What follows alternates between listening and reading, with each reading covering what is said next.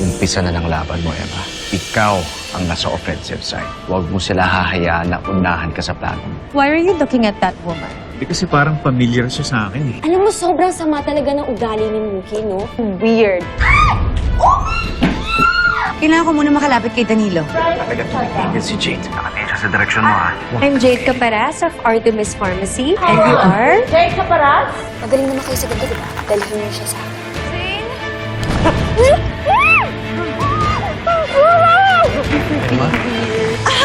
Mapunta lang ako sa bathroom quickly. Type mo o no? Akala ko kasi ikaw yung asawa ko si Emma. Asawa pa rin pala ang tuloy mo sa akin. Pagkatapos mo kong pagbalik kay Jade.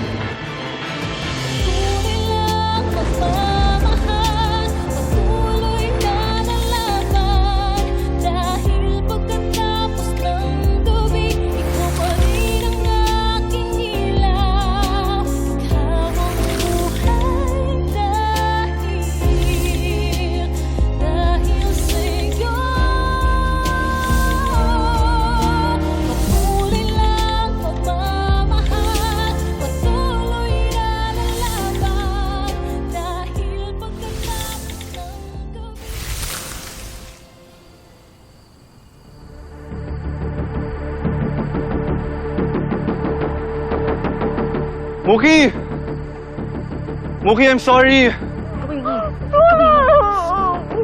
Mag-usap naman tayo, please. Muki!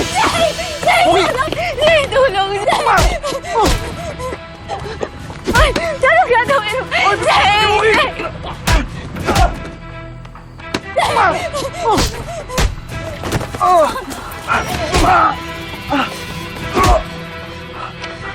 Tama na yan! Ano ba? Ano bang gusto niya sa amin? Tigilan niyo na si Zayn! Ano ba? Itigil niyo na yan! Tigilan niyo na si Zayn! Ay, tama na yan! Ano ba?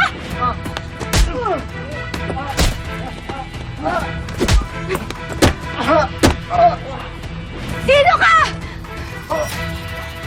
Uy! Zayn, tulong! Muki! Ay, sino kayo?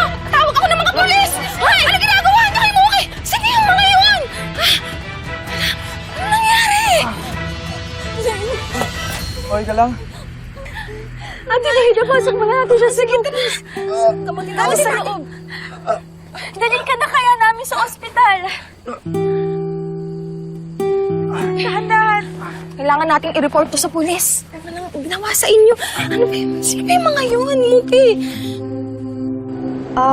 Yung babaeng kasama mo kanina, yun ba yung asawa mo? Hindi. Si Jade, kapatid niya yun.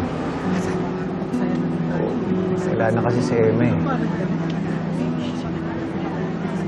Iniwan niya ako. Bakit?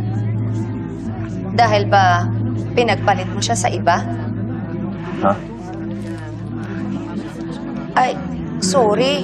Personal na ata yung mga tanong ko. Hindi. Okay lang. O paano? Sensya ka na. Sige, balik na ako doon sa pwesto ko. Walang panghuhusga. Sabi nga nila, strangers makes the best listener. Kaya, pwede mo akong bugahan kahit anong issue mo sa buhay. So, kayo na nga ng Jade.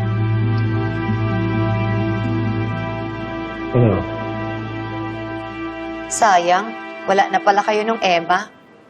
Pero, buti, no? Andyan ang kapatid niya. May bago ka ng mahal. Pero, para sa akin, iba pa rin talaga ang nauna. Yung totoo, yung nakasanayan. Parang yung pabango ko. Buong buhay ko kasama ko. Kaya hindi dapat pinapalitan. Pero alam mo, kapag iniwan at pinagpalit tayo ng taong mahal natin, kailangan matutunan din natin kalimutan sila.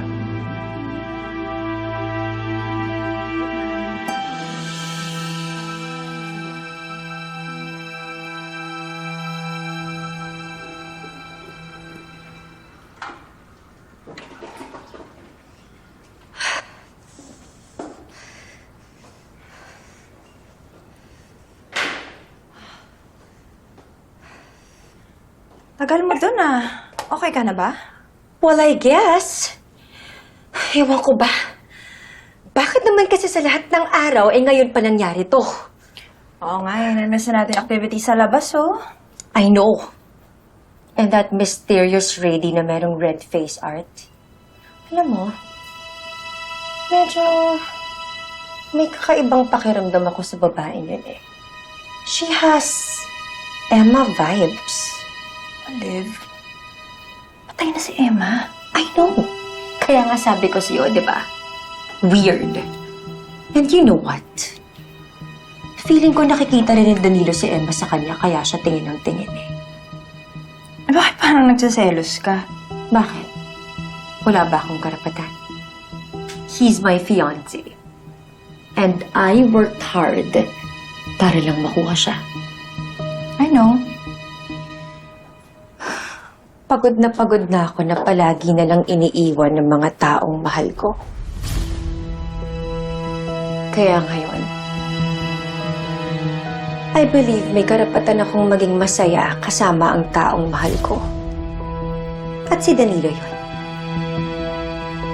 Kaya hindi ako papayag na may iba na lang na darating na basta-basta na lang aagawin siya.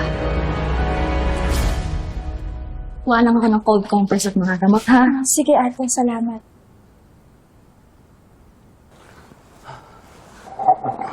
Thank you, Mooks.